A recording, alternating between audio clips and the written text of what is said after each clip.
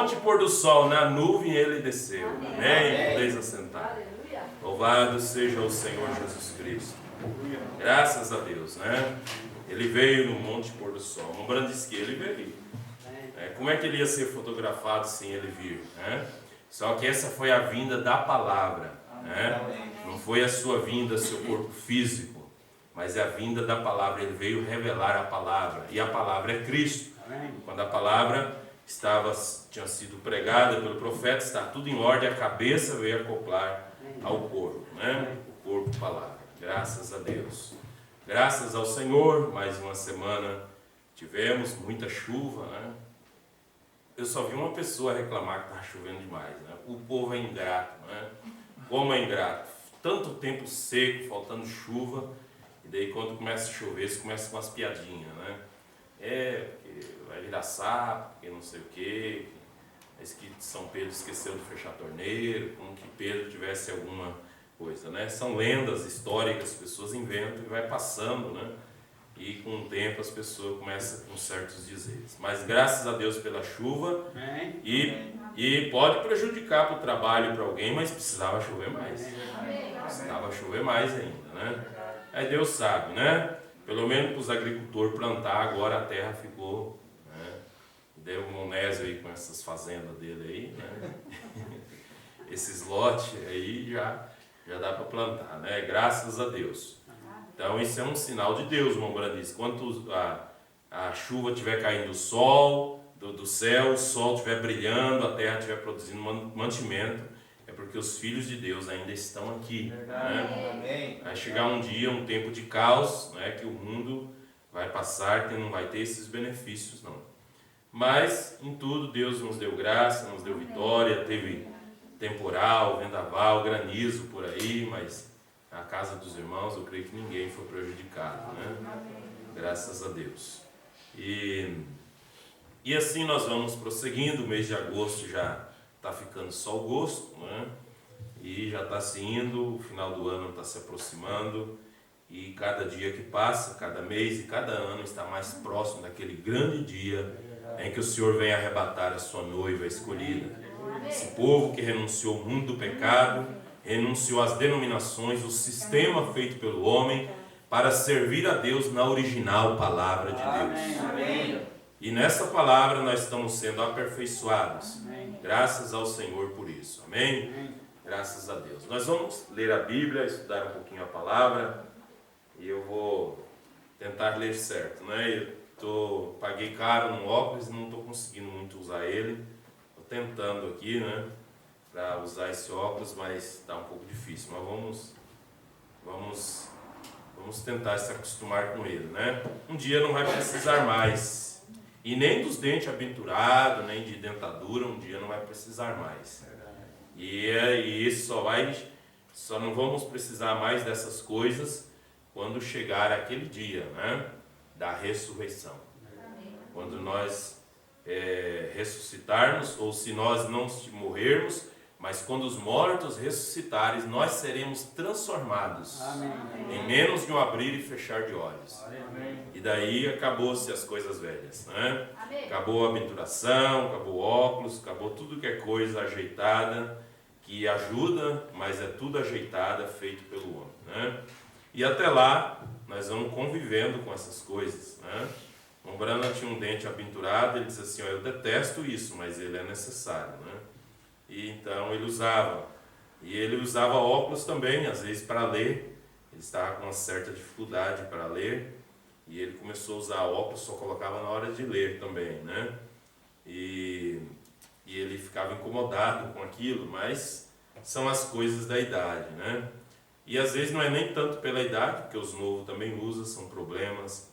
E eu me lembro que começou o problema nas vistas, trabalhar numa fábrica lá em Santa Catarina e a gente às vezes não tem muita noção do perigo ou das coisas, dos prejuízos futuros, e às vezes você quer trabalhar e às vezes fazer os gostos da empresa e a gente mexe com produtos químicos e coisas que estragam a saúde da gente e a empresa continua, né? Vai, ou se acaba, ou os patrão fica rico, ou o que seja, e a gente fica no prejuízo, né? Mas Graças a Deus. Muitas coisas piores poderiam ter acontecido conosco se Deus não tivesse livrado. E às vezes nós nem percebemos, mas Ele estava bem próximo para nos guardar, né? Amém. Vamos ler Apocalipse capítulo 2. Apocalipse capítulo 2.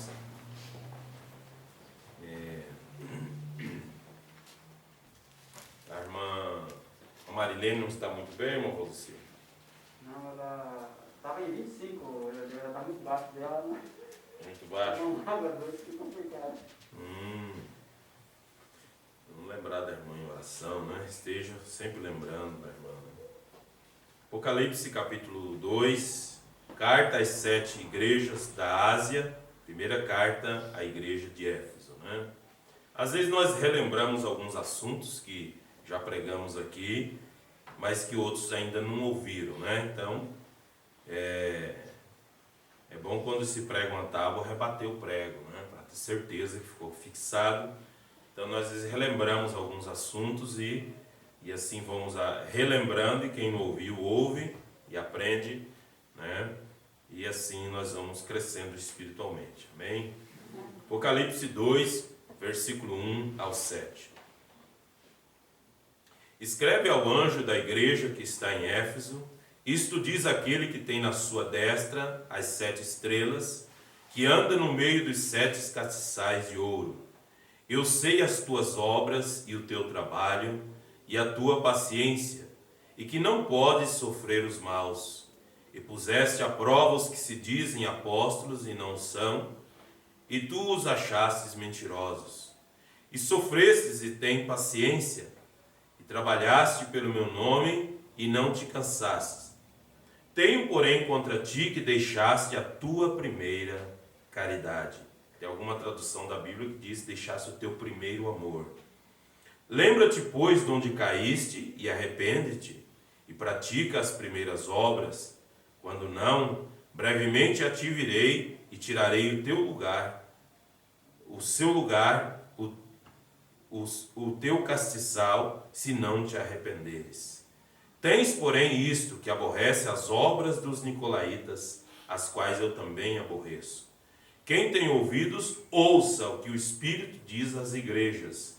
Ao que vencer, dar-lhe-ei a comer da árvore da vida, que está no meio do paraíso de Deus.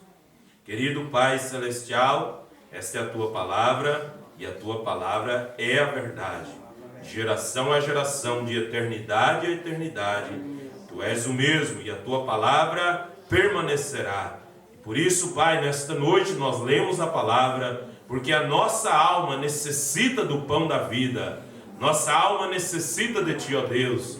Nós queremos estar preparados para aquele grande dia em que Tu vens nos arrebatar dessa terra, nos tirar dessa dimensão, desse caos, desse mundo, e nos levar, ó Pai, para o reino glorioso, em nome do Senhor Jesus Cristo, ó Pai. Nós queremos nesta noite estudar as Escrituras, a mensagem que o Senhor tem enviado para nós, nesse último dia, que somente os eleitos reconheceriam esta mensagem e receberiam, porque são os quais predestinados para ouvir e receber esta palavra, para estar preparado para o grande arrebatamento. Em nome do Senhor Jesus Cristo, ó Deus, nos dê graça nesta hora, Pai, que a palavra possa produzir fé em nossos corações, e através da fé possamos alcançar cura, possamos alcançar libertação, possamos alcançar solução para os problemas, que através da fé na palavra, nossa mente possa ser aberta, Pai, para entender melhor o agir e o querer de Deus em nossas vidas. Em nome do Senhor Jesus Cristo, ó Pai, entregamos tudo em Tuas mãos, confiando no Senhor, ó Pai eterno. Nós tomamos as sagradas Escrituras e reverenciando ao Senhor, com temor em nossos corações, com adoração na nossa alma, nós estamos aqui em Tua presença, Pai, para sermos ajudados e aprender como ser melhor um cidadão, um melhor trabalhador, um melhor pai de família, um melhor cidadão, uma melhor dona de casa, uma melhor jovem, um jovem. Pai, nós queremos, Senhor, sermos ajudados para que nós possamos fazer a Tua vontade, Senhor, e o Senhor não possa olhar para a terra, e olhar para esta cidade e ver esse povo que tem crido em tua palavra. E se Satanás vier nos acusar, o Senhor possa dizer, como o Senhor disse para ele a respeito de Jó: viste lá na terra o meu servo Jó, como ele é fiel e reto e anda na minha presença.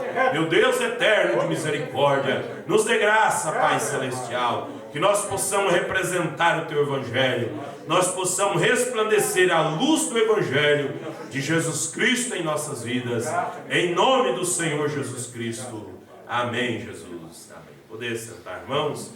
Louvado seja o Senhor Deus. Então, a era de Éfeso, né? A primeira carta à igreja, a era de Éfeso, que é a era do amor. Amor. Por quê? Na era de Éfeso aqui está a fé. Mas o Umbrana diz na mensagem, o livro da vida do Cordeiro, você tem que amar primeiro para poder ter fé. Então, eu preciso de fé. Fé é tudo. A pirâmide, a primeiro degrau da pirâmide, ela está em fé. Mas a pirâmide está em cima do quê? No ar? Ela tem que estar posicionada em cima de algo, uma pirâmide. Amém. E a primeira coisa é fé. Mas a fé tem que estar fundamentada em algo, né? E nós já estudamos aqui algumas mensagens sobre o amor. Não é esse amorzinho, eu amo quem me ama, eu amo aqueles que me fazem bem, eu amo quem me dá uma cesta básica quando eu estou necessitado. É fácil amar esses. Esse é fácil, né? É fácil amar quem nos ajuda, é fácil nos amar. Agora o profeta fala sobre o amor de Deus, que é amar sua palavra acima de todas as coisas.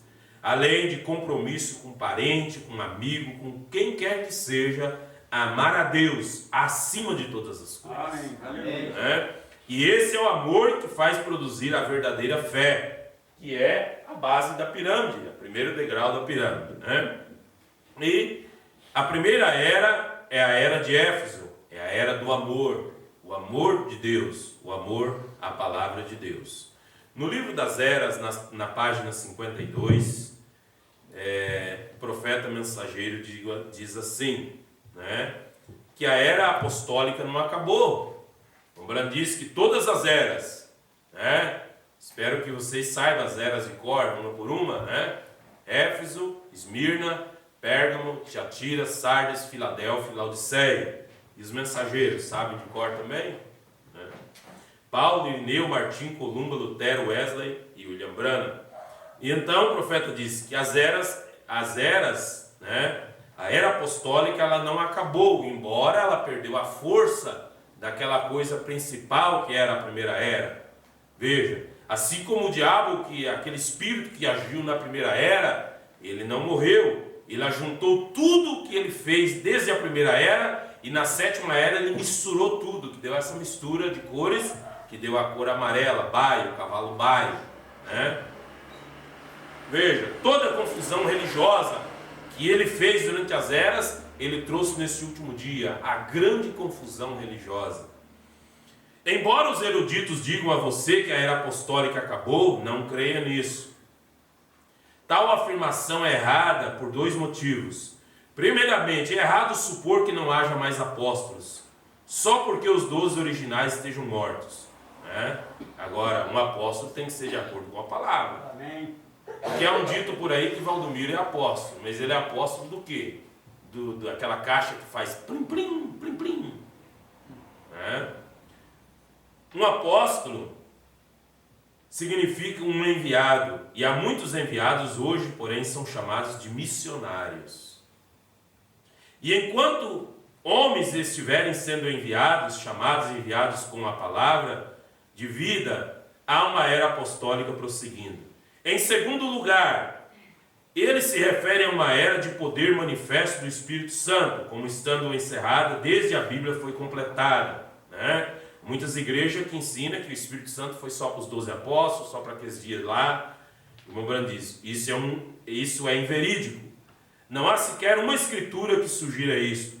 Porém, muitas afirmam conclusivamente o contrário. Aqui está a nossa prova de que ambas as declarações são falsas. Atos capítulo 2, versículo 38 e 39. E disse-lhes Pedro, arrependei-vos, e cada um de vós seja batizados em nome de Jesus Cristo, para perdão dos pecados, e recebereis o dom do Espírito Santo, porque a promessa diz respeito a vós, né, a vossos filhos, e a todos que estão longe, e a tantos quanto Deus nosso Senhor chamar. Amém. Quer dizer, a promessa de poder com o qual os apóstolos foram revestidos no Pentecostes, de respeito a vós, Jesus disse, vós, os judeus daquele dia, aos vossos filhos, filhos daqueles judeus, e a todos que estão longe, que eram os gentios, e a todos quantos o nosso Deus chamar. A mensagem e o poder pentecostal não cessarão. Amém? Amém? Agora veja, é dito por alguns na mensagem, quando algumas pessoas elas querem se esconder atrás de alguma coisa, elas citam a mensagem do profeta, mas eu também posso citar a mensagem do profeta e torcer um pontinho dela para me beneficiar, se eu querer. E muitas pessoas fazem isso. Então, Bombrana diz que Atos capítulo 5, os dias apostólicos retornarão no nosso meio. Agora, só que as pessoas olham para Atos capítulo 5 só para aquele negócio, que as pessoas que tinham, vendiam o que tinha e traziam para os apóstolos repartir para quem não tinha. Ora, aí é fácil você crer em Atos 5 só por causa disso aí. Isso é fácil, né? Agora, a era apostólica voltaria para nós em todos os sentidos. Em todos os sentidos. Em santificação, obediência à palavra, um amor original, genuíno pela palavra de Deus, um compromisso com a verdade, uma obediência como tinham os apóstolos e os cristãos primitivos naqueles dias da palavra de Deus. E tem mais uma. Em Atos capítulo 5, 6 por ali, teve mais uma coisa, que Ananias e Safira escondeu parte do dízimo.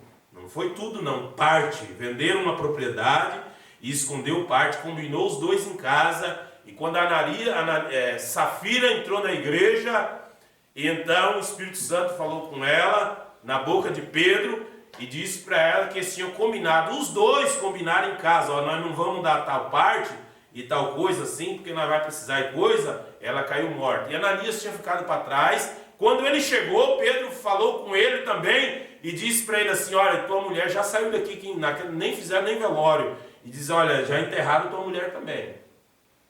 Então, Atos capítulo 5, ele volta, não só pela ajuda de mantimento, repartir entre si as coisas mais, porque aquilo ali trouxe problema na igreja primitiva. Sabe por quê? Porque uns não queriam mais trabalhar. Porque quem tinha, vendia, trazia para a igreja repartia tudo. Ninguém tinha falta. Aí veio Paulo para colocar a igreja de Éfeso em ordem, porque Paulo era o mensageiro. Isso aqui era nos dias de Pedro ainda. Atos 5 nos dias de Pedro. Mas quando apareceu Paulo, Paulo veio e disse assim, ó, quem não trabalha, que não come. Disse bem assim, colocou a igreja em ordem. Quem não trabalha também não come.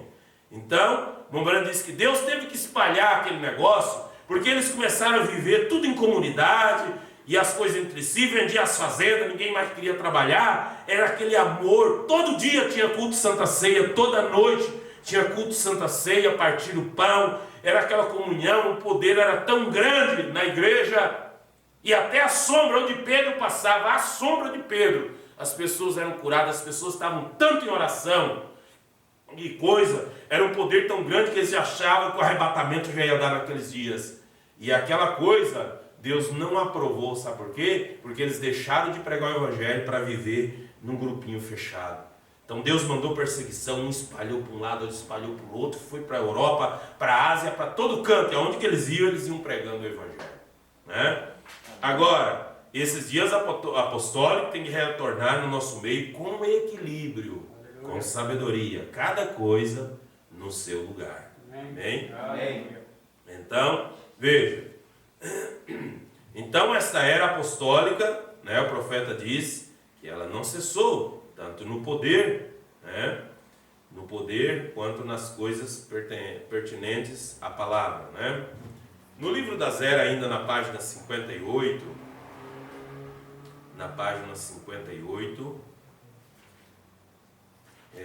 o profeta diz assim: Paulo fundou a igreja em Éfeso por volta da metade do primeiro século. Isto nos permite estabelecer a data do princípio da era da igreja de Éfeso, cerca de 53 DC, no ano 53 depois de Cristo. Mais ou menos 20 anos depois da morte, da crucificação, da morte e da ressurreição de Jesus. Primeiramente, Paulo foi completamente fiel à palavra. Ele nunca se desviava dela, não importando o que custasse. Gálatas 1, versículo 8 e 9. Mas ainda que nós mesmos, um anjo desça do céu e pregue outro evangelho, além do que já nós vos temos anunciado, seja maldito, anátema. E ele repete de novo.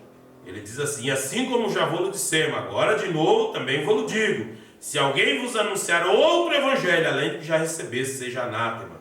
Gálatas capítulo 2, versículo 11.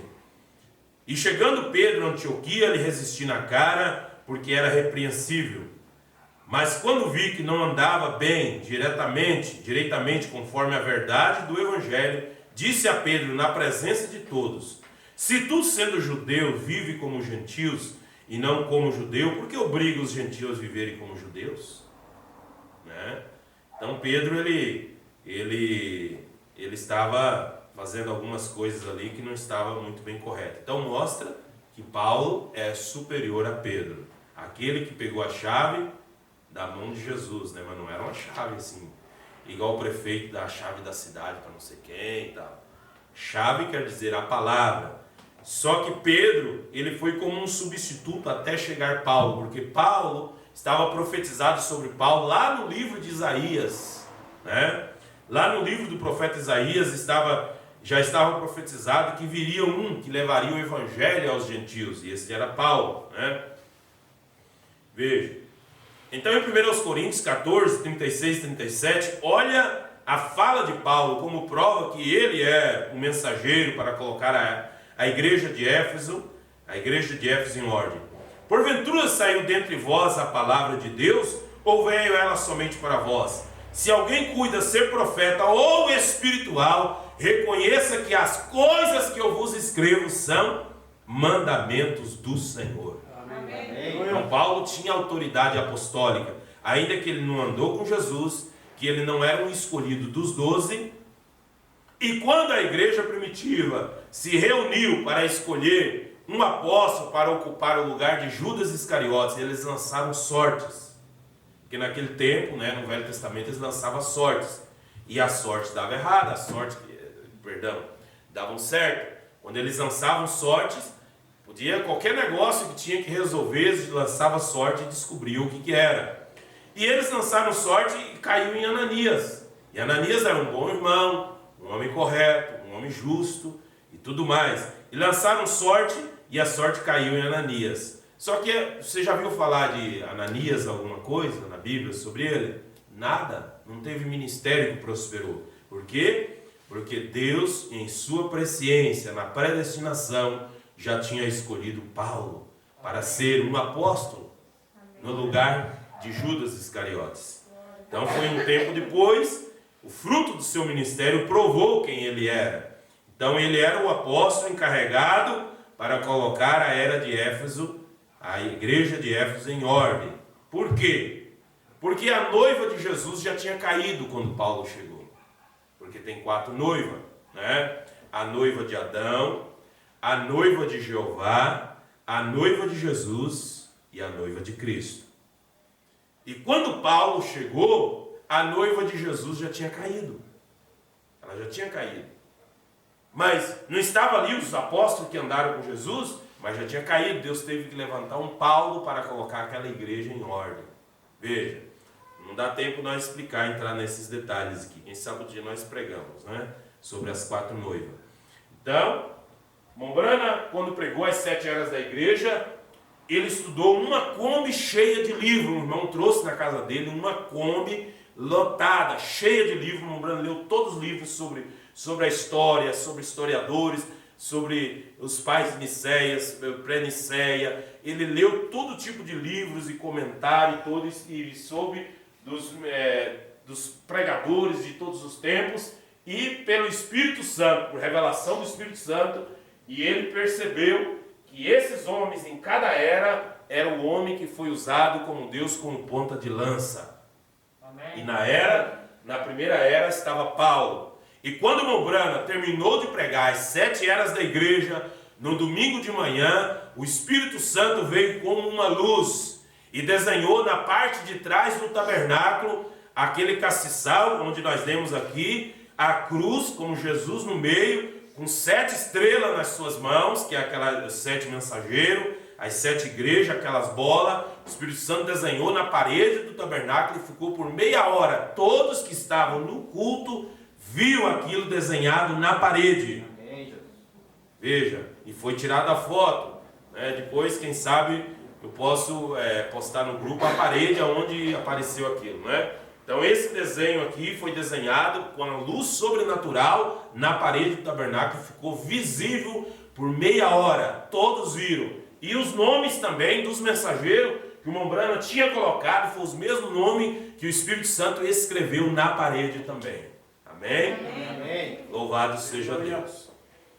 Veja, e está na mensagem também, você pode ler o Mombrana comentando, e tem também relato de irmãos que estavam presentes também relatando sobre o assunto, Voltando aqui de novo, mais no assunto aqui, para vocês verem o fundamento da igreja de Éfeso, A igreja de Éfeso. Veja, porque Paulo que fundou a igreja de Éfeso. Aquela igreja de Jerusalém, que começou no templo de Jerusalém, e muitos sacerdotes se converteram ao evangelho. Só que aqueles sacerdotes, eles viraram cristão meio judaizado, que ficava querendo guardar sábado, alguns negócios e coisa. E Paulo vem, e mete um rei nesse negócio todo.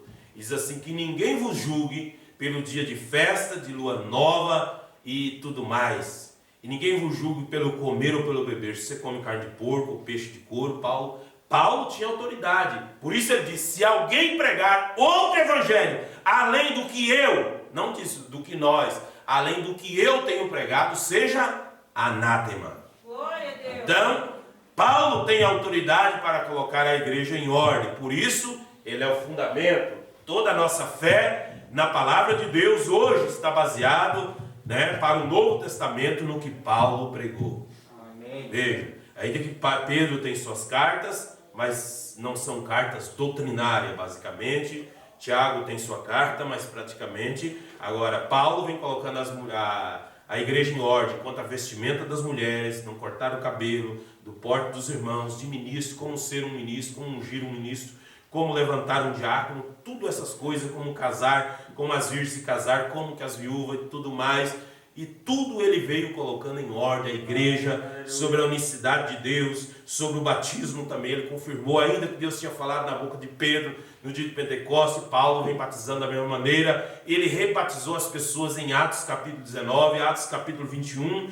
E em Efésios capítulo 4, versículo 3 em diante, ele diz, procurando guardar a unidade da fé pelo vínculo do Espírito, que há uma só fé, um só Deus, um só batismo, o qual é sobre todos, por todos e em todos. É o Deus que é sobre todos, que criou os céus e a terra, que morreu por todos na cruz do Calvário, que está em todos aqueles que recebem a sua palavra. Amém. Então, e ele diz, na carta aos Efésios, que toda a família no céu e na terra toma o nome do Senhor Jesus Cristo. Então, ele tinha autoridade. Paulo é o apóstolo que veio para colocar a igreja em ordem. Porque aquela igreja judaizada, como estava Pedro, aquela igreja judaizada não era aquilo que Deus queria. Ele queria uma igreja pura da palavra. Por isso Paulo teve um trabalho para tirar os irmãos da circuncisão. Queriam se circuncidar, queria guardar sábado, queria não isso, aquilo, não comer aquilo outro, não queria misturar judeu com gentil e tudo mais. Ele veio para colocar tudo em ordem. Veja, colocar tudo em ordem. Veio, e aí estava com dúvidas sobre guardar o sábado, se o sábado era descanso. Ele vem em Hebreus capítulo 4, e ele fala, se Josué lhes houvesse dado descanso, não teria falado de um outro dia. Veja, então, ele disse, esse é o descanso, dá descanso ao cansado. Aí citou Isaías. Ele citou o livro do profeta Isaías. Isaías falava da promessa que com lábios gaguejantes por outra língua falaria a este povo, né? E qual era o descanso que Deus queria dar? Não era guardar um sábado, guardar um dia literal. Era um descanso para a alma, para aquele que estava oprimido pelo pecado, que estava cansado da cachaça, de beber em bar, trabalhar e gastar o dinheiro na cachaça, gastar o dinheiro no cigarro, gastar o dinheiro nas coisas profanas. Como diz Isaías capítulo 55, por que gastais o vosso dinheiro naquilo que não é pão, e o fruto do vosso trabalho naquilo que não pode satisfazer a tua alma? Amém, Jesus. E então o Espírito Santo veio para libertar as pessoas dessas coisas, para dar descanso no coração das pessoas. Esse era o descanso que faltava vir. É verdade. Né? Esse era o descanso. Veja, então a era de Éfeso, né? Vamos ler aqui, não vai dar tempo, né, ler tudo aqui o que eu gostaria. Na carta de Paulo, na carta de Judas capítulo 1, só tem um capítulo, versículo 21, a palavra diz assim: conservai-vos a vós mesmos na caridade de Deus, esperando a misericórdia de nosso Senhor Jesus Cristo para a vida eterna. Então, para nós nos conservar a nós mesmos na caridade de Deus. E João escreveu aqui no Apocalipse, né? Ele falando sobre a caridade de Deus, né? A caridade, que é obedecer a sua palavra e guardar os seus mandamentos. Na carta de Paulo a Tito, está depois de Timóteo, na carta de Paulo a Tito,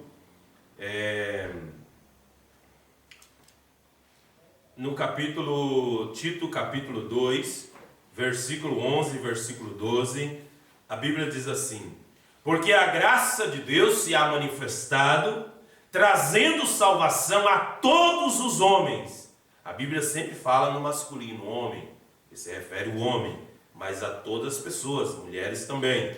Amém. Porque a graça de Deus se há manifestado, trazendo salvação a todos os homens, ensinando-nos que, renunciando à impiedade e às concupiscências mundanas, vivamos nesse presente século justo, sóbria e justa e piamente, aguardando a bem-aventurada esperança e o aparecimento da glória do grande Deus e nosso Senhor Jesus Cristo.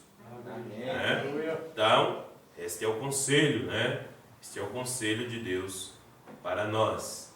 Ainda Tito capítulo 3, versículo 4 diz assim: mas quando apareceu a benignidade da caridade de Deus, nosso Salvador, para com os homens, não pelas obras da justiça que houvéssemos feito, não porque eu fiz algo, mas segundo a sua misericórdia, nos salvou pela lavagem da regeneração e da renovação do Espírito Santo, que abundantemente Ele derramou sobre nós por Jesus Cristo, nosso Salvador, para que, sendo justificados pela sua graça, sejamos feitos herdeiros segundo a esperança da vida eterna. Então, não é o que eu fiz, não é o que eu faço, foi o que Ele fez por mim. Agora, se Ele fez por mim, eu vou fazer o que a palavra diz, em amor e gratidão a Ele, por Ele me salvar, por Ele me libertar, por Ele me dar vida eterna, por Ele me colocar em seu caminho. Então eu renuncio tudo mais para servir a Ele. Porque na verdade só existe dois senhores, ou Deus ou Mamon. Mamon diz que é o dinheiro, a Bíblia diz, mas nós sabemos que é o diabo, né? Ou Deus ou o diabo, não tem meio termo. Agora, o que é Mamon, o dinheiro? O dinheiro, ele é uma bênção, mas ele é uma desgraça também.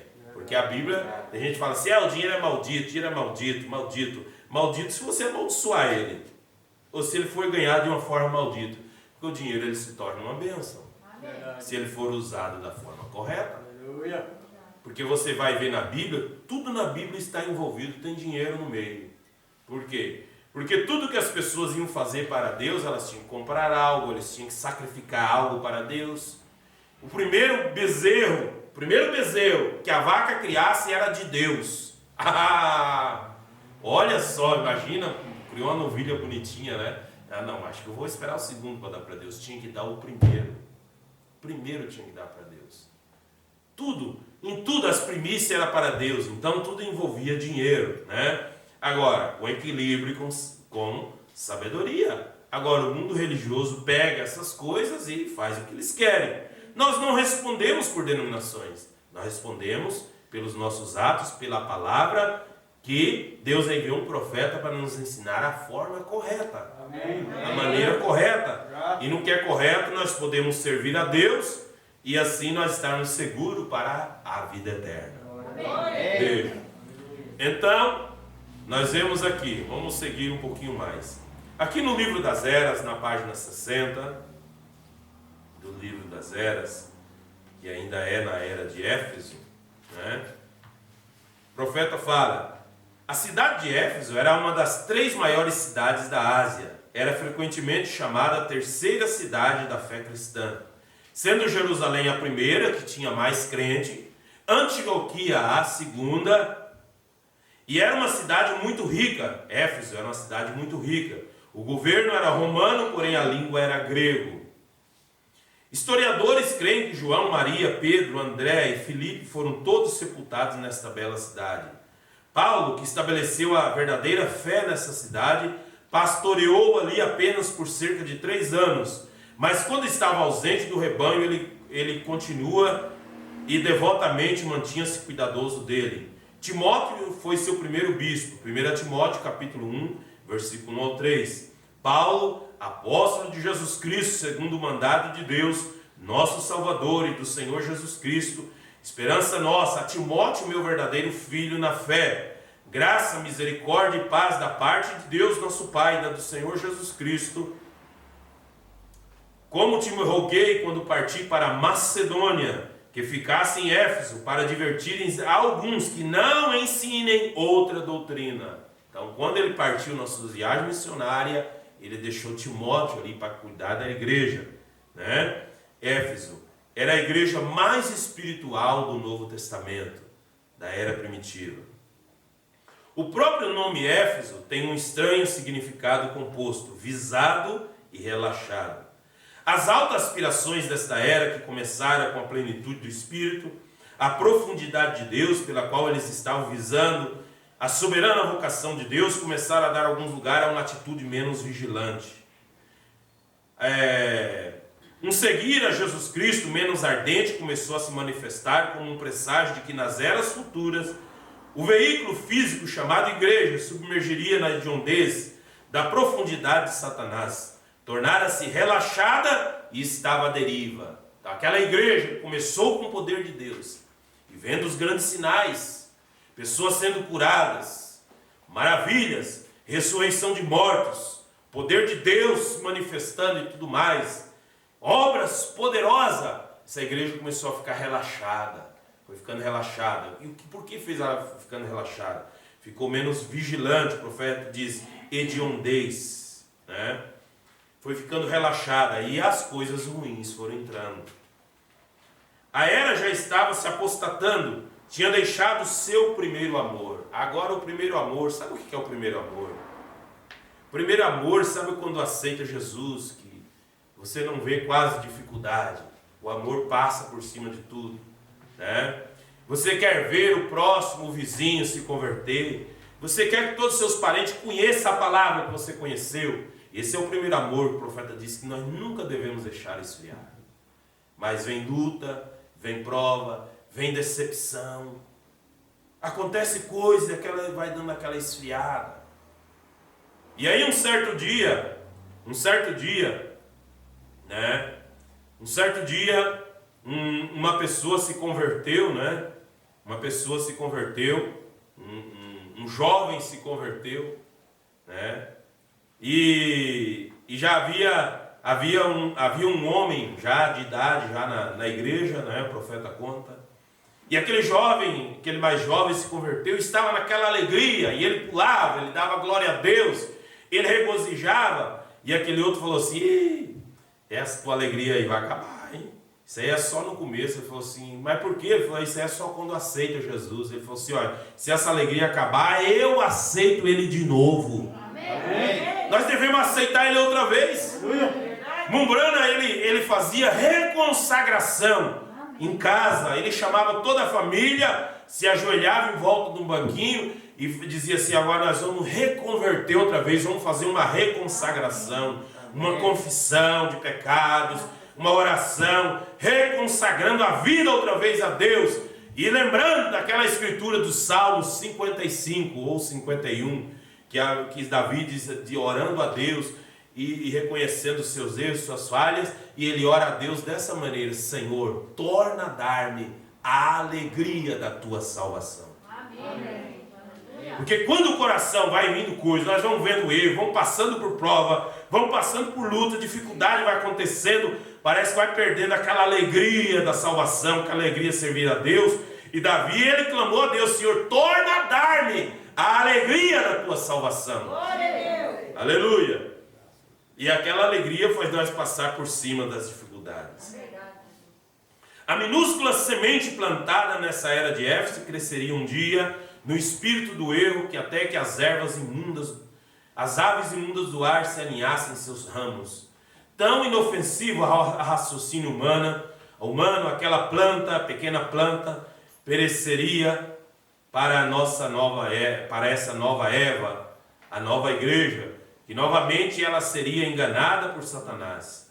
A era de Éfeso tinha oferecido a ela uma oportunidade de ter o melhor de Deus, e por algum tempo ela prevaleceu. Depois relaxou. O que é relaxar?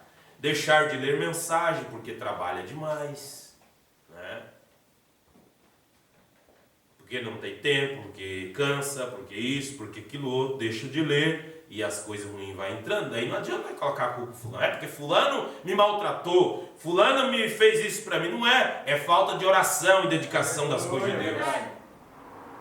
E naquele momento de descuido, Satanás plantou a semente da completa ruína. A semente, né? Um dia eu vou pregar sobre a sementinha. Uma sementinha tão pequenininha, ela vira uma grande trepadeira selvagem. Uma figueira. Sabe essas figueiras que crescem do lado de uma árvore assim?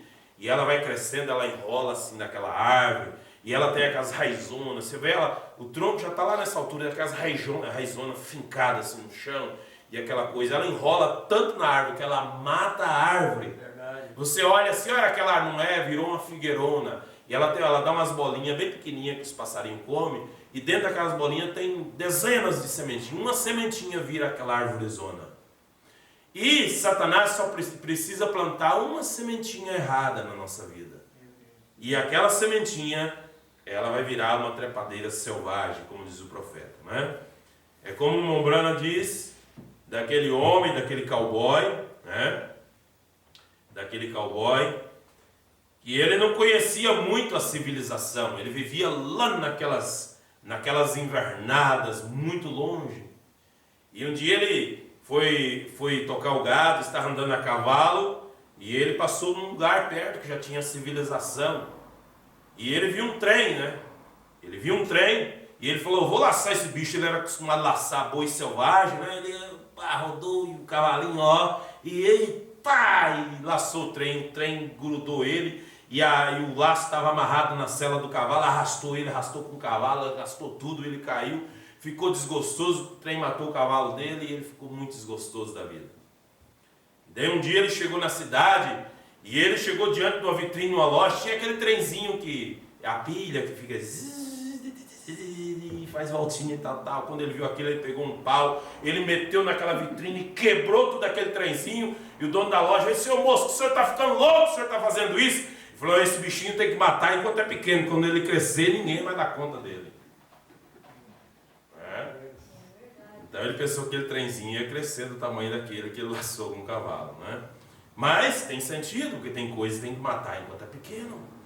Se o desânimo começar na sua vida, tem que matar ele enquanto é pequeno. Que se ele vai aumentando, você der razão para ele, ele vai aumentando, né? E ele fica grande, é mais difícil de vencer, né? Fica mais difícil de vencer. Tudo que você deixar entrar na nossa vida, e nós sabendo que é errado, deixar entrar na nossa vida, é mais difícil tirar depois. Muito difícil. É fácil para entrar, mas depois é difícil tirar. Muito difícil. Então veja, Na mensagem, por isso nós devemos amar a Deus, amar acima de todas as coisas. Para quê? Para que tudo que acontecer na nossa vida, nós estejamos amando a Deus. E se Deus permitir prova na nossa vida, nós continuamos glorificando dele e sabendo, eu sei que Deus me ama. Amém. Ele permitiu eu passar por essa prova, mas eu sei que ele me ama. Amém. Por isso, irmão Brana disse na mensagem, Coríntios, livro da correção. E ele disse que se ele me jogasse no inferno, parágrafo 27, se ele me jogasse no inferno e lá existisse tal coisa como o amor, de lá eu gritaria para ele e dizia, eu te amo, Jesus. Eu te amo, Jesus. Então nós temos que ter essa experiência, essa convicção. Nós podemos estar passando um inferno terreno, uma luta terrível como for. Nós ainda dizer, eu te amo, Jesus. Eu te amo, Jesus. Veja, ainda no livro das Eras, página 63, o profeta mensageiro, ele diz assim, ele fala sobre os mensageiros, né? Esses 7 mensageiros estão tornando Deus conhecido às pessoas. Se alguém os receber, recebe aquele que os enviou. João 13, 20. Eles falam e agem sob a autoridade dele. Ele está por trás deles com todo o poder da divindade. Mateus 28, 19 e 20. Chegando-se, Jesus falou-lhes, dizendo, é-me dado todo o poder no céu e na terra.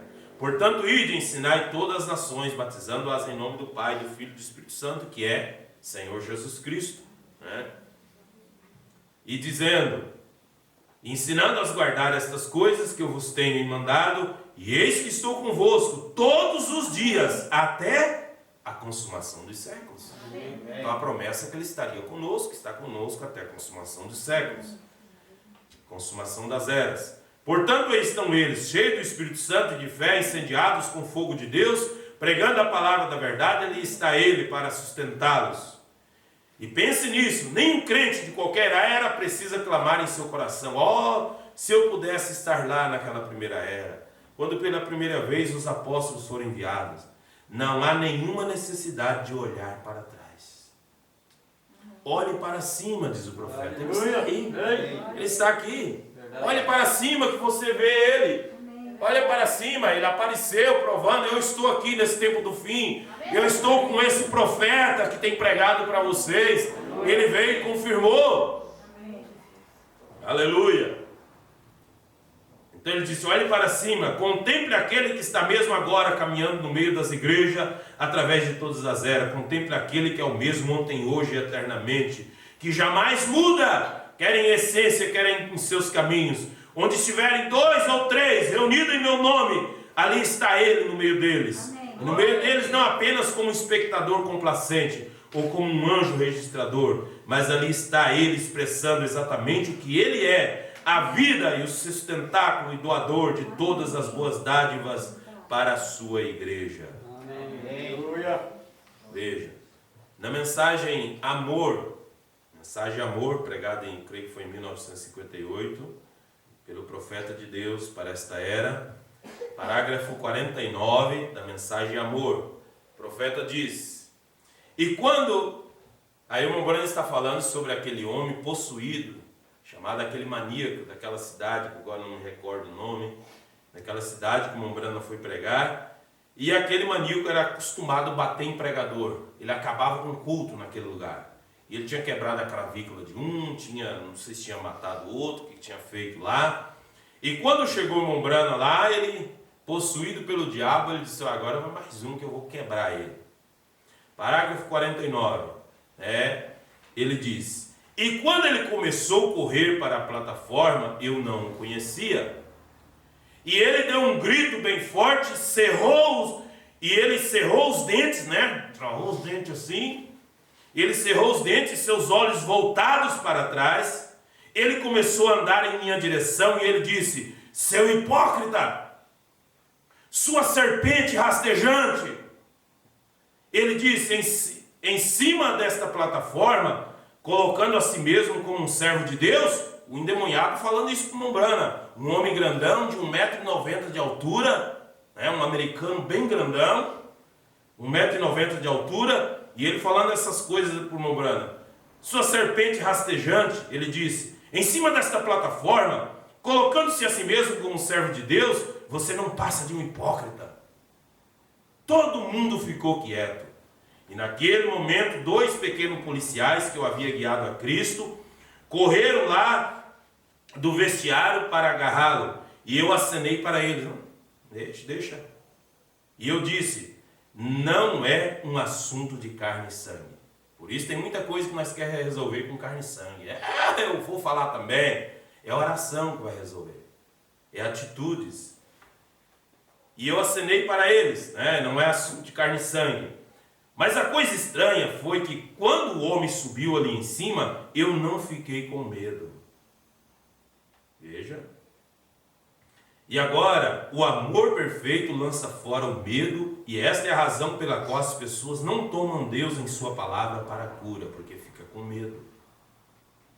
Elas não o amam o suficiente, então nós temos que amar a Deus acima de todas as coisas e amar a Ele para receber a cura. Porque antes de nós ter fé em Deus, nós temos que amar Ele.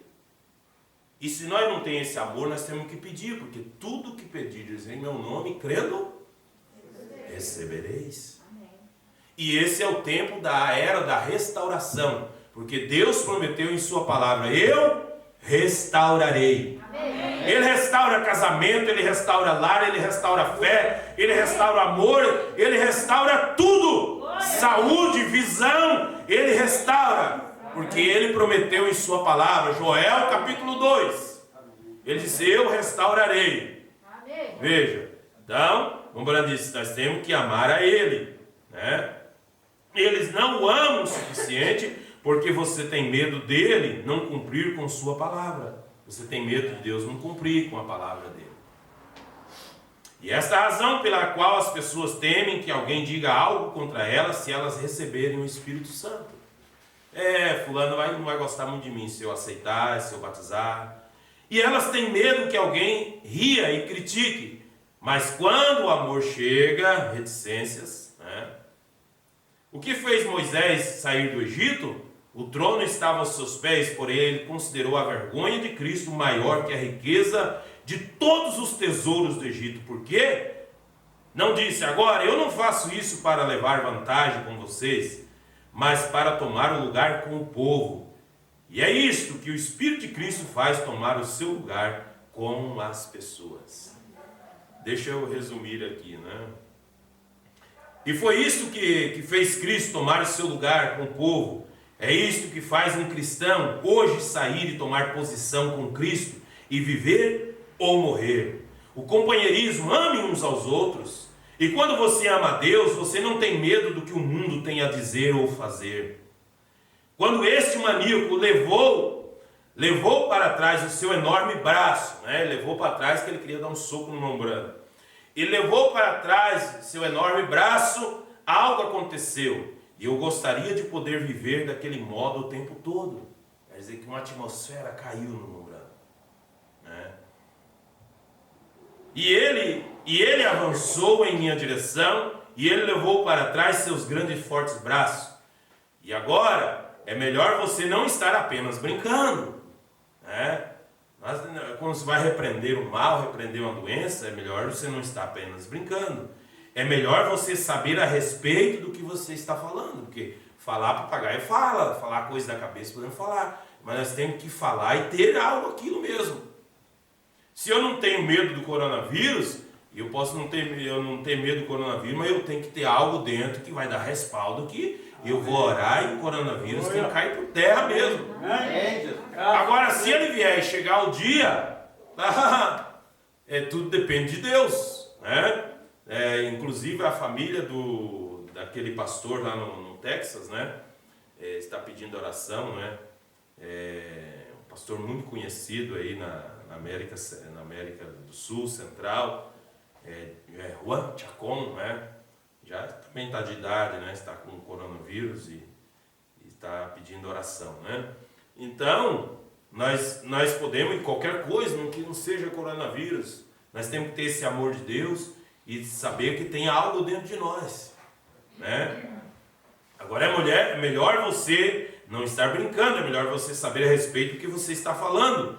E com os feiticeiros na África, os homens do voodoo na Índia, e eles desafiarão. Se você realmente o ama, não fique com medo.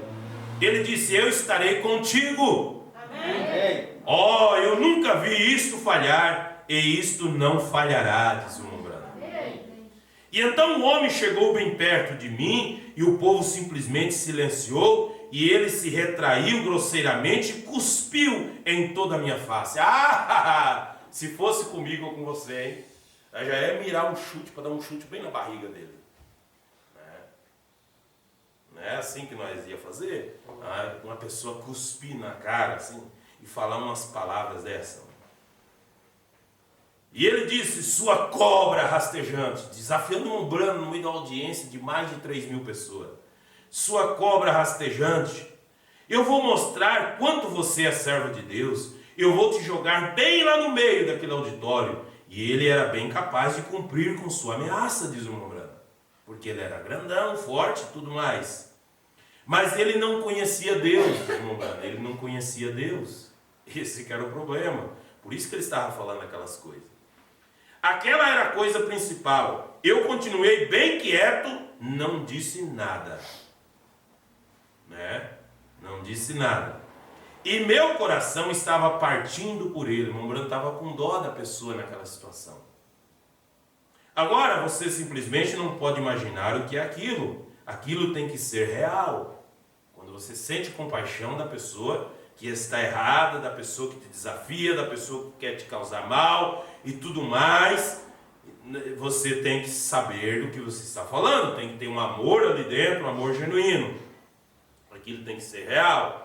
As pessoas têm visto tanta simulação no amor, até ficarem enojadas e cansadas disso.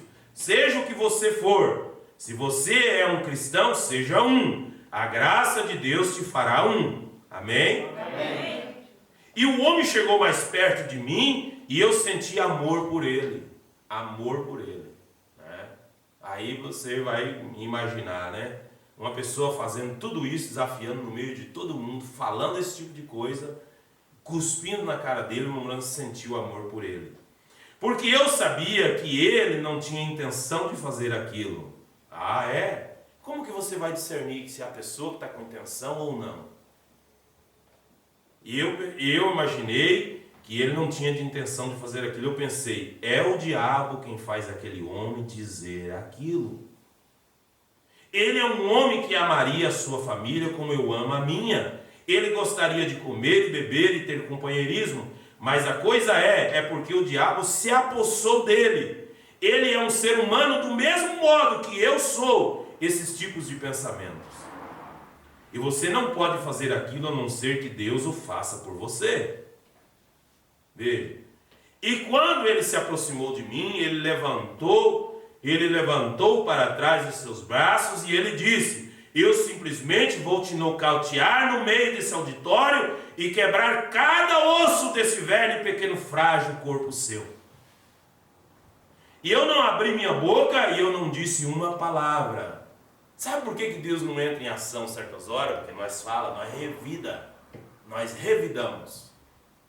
Nós revidamos. Aí pronto, aí Deus fica de fora. Aqui o Mombrana ficou quieto, o homem fazia ameaça, sapateava, ia para trás, cuspia no Mombrana, armava os punhos assim para trás e falando tudo o que ele ia fazer. Mas então de repente algo começou a falar. E o Espírito Santo começou a falar e disse: em quem? Na boca do Mombrana. Palavras que não era ele que pensava para falar. Porque você desafiou o Espírito de Deus nesta noite, você se prostrará a meus pés. E ali estavam os dois, e ameaça a profecia. E ele disse: eu vou te nocautear no meio do auditório. E o Espírito de Deus disse: você prostrarás a meus pés. E ele disse: eu te mostrarei aos pés de quem eu vou cair. Tá, valente. Eu vou te mostrar no pé de quem eu vou cair. E ele levou para trás o seu braço para me acertar. Mesmo assim não havia nenhum medo. Mombrana não ficou com medo. E eu não estava ali porque eu queria ser visto, e eu estava ali com uma condição de Deus para completar. E quando ele começou a atacar, algo apareceu. E ele disse: Satanás, deixe o homem. E quando isto foi dito, seus grandes olhos pareciam sair para fora, seus dentes totalmente cerrados, e ele virou e caiu sobre os meus pés, até os policiais chegarem para tirá-lo dali. Que foi aquilo? O amor. Amém. O amor conquistará o maior inimigo que existe na face da terra, irmão Brando. O amor. E aqui o irmão Brando tem outra mensagem que ele conta mais detalhes. Que ele voltou para trás, no meio do corredor, para pegar mais embalo para acertar o irmão Brando. E ele veio, quando ele disse essas coisas, que eu vou mostrar no pé de quem que eu vou cair. O irmão Brando fala outra mensagem, que ele voltou para trás, pegou uma distância, mais ou menos, não sei se é 5 ou 10 metros, para arrebentar mesmo com o irmão Brando. E ele veio, e quando ele chegou perto do irmão Brando assim, ele caiu no chão, e ele começou a corcoviar igual uma cobra. E o irmão Brando orou por ele, e ele ficou caído, aquele espírito saiu. E diz os irmãos que andavam com o irmão Brando, perguntaram depois para o irmão Brando, olha o detalhe, são os detalhes. Perguntaram para o irmão Brando, aquele homem foi liberto daquilo? O irmão Brando disse, naquela hora foi. Naquela hora foi. Aí disseram, mas por que, irmão Brando? Ele diz assim, ó, aquele espírito provavelmente voltou nele, porque ele gosta daquilo. Quando a pessoa gosta de ser de tal jeito, pode orar, você pode fazer o que quiser, a pessoa gosta. Gosta de ser brabo, de sei o quê, de falar. Quando a pessoa gosta, não adianta. Na hora sai, depois volta de novo. Isso que aconteceu com esse homem. Mas o amor para produzir fé, para expulsar demônio, tem que estar em ação. Que nós podemos até expulsar pela autoridade do nome de Jesus também. Podemos expulsar pela autoridade do nome de Jesus, podemos expulsar por um dom. O Brando disse que os espíritos, os demônios reconhecem dons. Por isso você vai ver até pessoa com vida torta expulsando demônio. Por quê? Tem um dom. E o demônio reconhece o dom, na hora ele sai. Na hora ele sai. Veja, nesta mensagem, amor... Parágrafo 126. Meu Deus, é quase 8 horas. Parágrafo 126. Eu não vou ler, mas eu vou citar para vocês. O irmão Brando fala sobre aquele guia de caça, né? Aquele guia de caça chamado Bert. Ele era um cara malvado. E os pregadores iam caçar com ele, e ele gostava de matar os filhotinhos de corça. E ele fez um apito que imitava os filhotinhos. Ele era um camarada malvado, ele atirava só para ver cair, né? E ele tinha, o Brando disse que ele tinha uns olhos tipo de camaleão, meio puxadinho assim, aquele olhar selvagem, né? E ele era um cara malvado, muito malvado. E ele atirava, ele era muito bom no tiro, e ele atirava só para ver cair. E daí os pregadores iam falar com ele e falavam assim, vocês são pregador coração de galinha, vocês não têm coragem de atirar. E ele atirava só bonito, só para ver. E os pregadores pregavam para ele e tal, e ele não cria, não recebia. E o irmão Brando ia caçar com ele. Ele era um guia de caça, ele conhecia a região, porque lá eram uns lugares muito longe, coisa, se não tivesse alguém que conhecesse, se perdia. E ele um dia caçando com o irmão Brando tentando pregar para ele, e tal, e ele não dava lado para o irmão Brando pregar. E aí, naquele dia, nessa caçada, ele tinha levado um apito, imitando aqueles filhotinhos de corça. E então, ele estava caçando ali, ele disse, o irmão Brando disse que ele tirou aquele apito do bolso e começou a assobiar, imitando um filhote de corça. E veio uma mãe corça, e saiu do meio das moitas, e veio num lugar limpo, e ele estava com um rifle na mão, e o irmão Brando disse assim, ele vai atirar nessa mamãe aí agora. E ele pegou aquele rifle, e o irmão Brando disse que escutou o barulho da arma dele, de puxar aquela alavanca, né? E coisa, e colocou em posição. O irmão Brando virou as costas para não ver ele dar um tiro.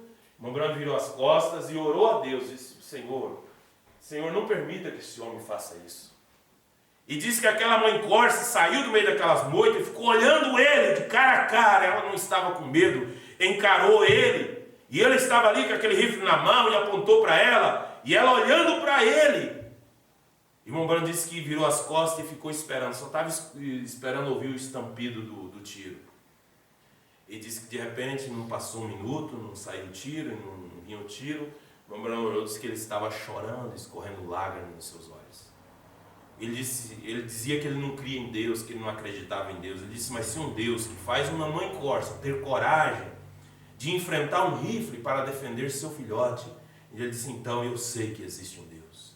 Amém. Um homem que os pregadores com palavras não fez com que ele se convertesse. Deus fez uma mãe corça pregar para ele se converter e saber que existe um Deus. Amém. Deus tem suas maneiras, Deus tem o tempo certo para tratar com as pessoas. É verdade. E às vezes nós queremos empurrar palavras, e nós queremos e queremos revidar e coisas, mas veja, o amor de uma mãe para defender um filho fez com que um inconverso, com os olhos de camaleão malvado, se convertesse, aceitasse ao Senhor Jesus Cristo.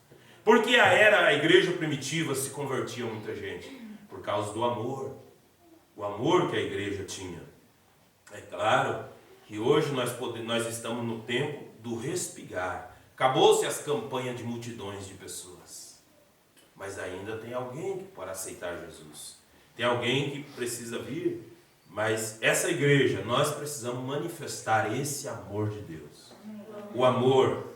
Agora, uma das partes mais difíceis da Bíblia que eu acho de cumprir está em São Mateus. Amai aqueles que vos aborrecem, que vos maltratam, que vos maldizem, né? A Bíblia diz para nós amar até aqueles que nos fazem mal. Essa é a parte difícil. E a Bíblia diz que para nós provar que somos cristãos é quando nós cumprirmos isso. E se nós estamos querendo ir no rápido, nós não precisamos ficar preocupados de ver aleijado levantando de cadeira de roda. Nós não precisamos ficar preocupados de ver acontecer um milagrão na igreja, isso, aquilo, outro, quem é que for orar por fulano e tal coisa. Se nós estivermos preocupados no rápido, nós temos que preocupar com nós mesmos que estamos precisando desse amor de Deus, amar sua palavra, amar tanto a sua palavra, amar uns aos outros, amar a palavra para nós não trocar ela por nada, não renunciar isso que nós cremos nessa mensagem por nada, porque esta mensagem ela vai nos aperfeiçoar. Amém? Louvado seja Deus. Vamos colocar de pé. Deus enviou seu Filho amado para nos salvar e perdoar. Na cruz morreu por meus pecados, mas ressurgiu e vivo com o Pai está, porque Ele vive, posso crer no amanhã, porque Ele vive, temor não há, mas eu sei que a minha vida está nas mãos de meu Jesus, que vivo está.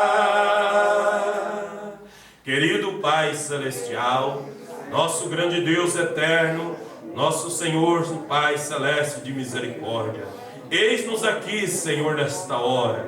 Nós clamamos por graça, por misericórdia, Senhor. Quando nós vimos a palavra, quando nós lemos a palavra, estudamos a palavra, nós reconhecemos as nossas misérias, Senhor. Nós reconhecemos que somos tão falhos, ó Pai. Ó Deus, que sem Ti nós nunca poderemos vencer. Sem o Senhor nós não teremos aquela vitória completa. Por isso, Pai, usa de misericórdia para conosco, usa de graça para conosco, Pai. Venha fortalecendo a nossa fé, tratando com nossas almas, em nossos corações, Senhor. Nós necessitamos de Ti, ó Deus. Nós somos o barro, Tu és o oleiro. Se preciso for, quebra-nos, ó Pai, e molda-nos outra vez, mas faça de nós um vaso de honra, Senhor. Nós queremos ser moldados pela Tua mão, do que, ó Pai, ser cirandado pelo diabo, do que ser bajulado pelo inimigo. Nós queremos, Senhor, ó Deus, ser maleável em Tuas mãos, Senhor. Em nome de Jesus Cristo, ó Pai, nos dê graça nesta hora, meu Deus. Nós precisamos dessa transformação. Precisamos sair do terrestre e entrar mais no celestial. Precisamos mais, Senhor, desse poder da abertura da palavra. Precisamos desse poder da terceira puxada. Mas nós precisamos, Pai, obedecer-te nos mínimos detalhes, Senhor, porque o Senhor dá o Espírito Santo para aqueles que lhe obedecem. Deus eterno de misericórdia, como nós precisamos desse amor de Deus, para limpar o nosso coração, para fazer-nos amar o próximo, passar por cima da falha do próximo, das fraquezas, Pai. Meu Deus de misericórdia, estejamos olhando para Jesus Cristo, porque o Teu amor também nos faz zeloso, ó Pai. Sejamos zelosos pela palavra. Nós não venhamos, Senhor, viver uma vida relaxada, mas uma vida espiritual, Senhor, de acordo com a palavra do dia, de acordo com aquilo que o Senhor requer hoje, Pai. Uma vida de santidade, uma vida de consagração, uma vida de obediência à palavra. Por isso, passa nesta noite, Pai, com Teu Espírito Santo, Senhor. Purifica nossas mentes, Pai, que tem pensamentos maus. Purifica nossos lábios, Senhor. Purifica o nosso coração, Senhor. Purifica-nos por completo, meu Deus. Nós queremos Te servir melhor, Senhor. Queremos reconsagrar nossas vidas a Ti, ó Pai. E que esse amor de Deus, que excede a todo entendimento, esteja em nossas vidas, Pai eterno, para amar-Te acima de qualquer coisa, amar tanto a Ti, ó Pai eterno. Meu Deus de misericórdia, que nada venha tirar nossa atenção do Calvário. Nós possamos, Senhor, andar e viver nesse amor de Deus, ó Pai eterno, porque cremos na palavra da restauração. Em nome de Jesus Cristo, Pai, permita-nos, Senhor, dar um passo a mais perto de Ti, Senhor. Eis-nos aqui, ó Deus, transforma-nos pelo Teu poder. Em nome de Jesus Cristo, ó Pai, nós confessamos, Senhor, nós suplicamos, ó Deus, nós Te pedimos, Pai, seja conosco nesta hora, que possamos ver esta mudança em cada um de nós, essa mudança na Tua igreja, Pai, poder de transformação, Senhor, trabalhando, agindo em cada alma, em cada coração, ó Deus, em nome de Jesus Cristo, Pai. Ó Deus eterno, como o Senhor diz no Evangelho de São João, capítulo 16, se amardes uns aos outros, saberão que sois meus discípulos. Nós precisamos, Pai, nós necessitamos, ó Deus. Por isso nós Te suplicamos, ó Pai, em nome de Jesus Cristo. Amém, Jesus, amém. Eu amo,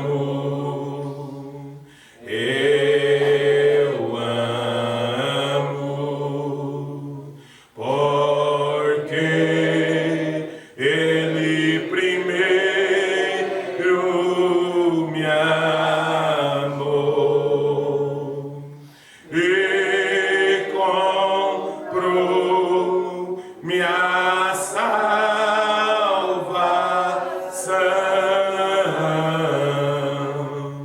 no madeiro, no Calvário. Que Deus abençoe os irmãos. Até quarta-feira, culto de oração, às 19h30 horas, né? Vamos começar a cantar, mas a igreja abre às 19 horas, né? Nós chegamos um pouquinho mais no horário, por causa para não ter aglomeração, mas às 19h30 começa os cânticos, tá? quarta-feira. Amém? Que Deus abençoe a cada um.